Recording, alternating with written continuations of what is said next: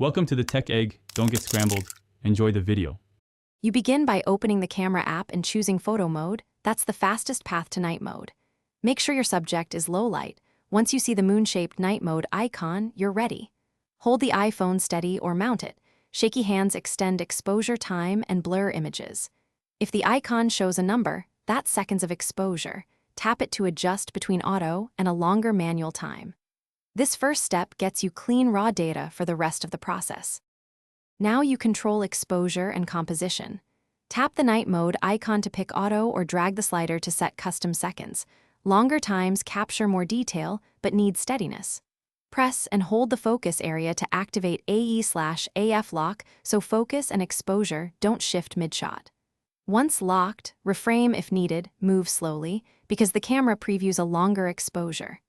Make sure bright highlights are not clipped. If they are, reduce exposure time or angle to avoid blown-out spots while keeping shadow detail. Press the shutter and keep the iPhone perfectly still until the progress indicator finishes. Any movement creates blur.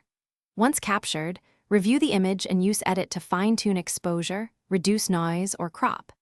If shots are consistently blurry or grainy, try a tripod, use a stable surface, or lower the custom seconds. Also enable Pro RAW for more editing flexibility if you plan heavy post-processing. If night mode doesn't activate.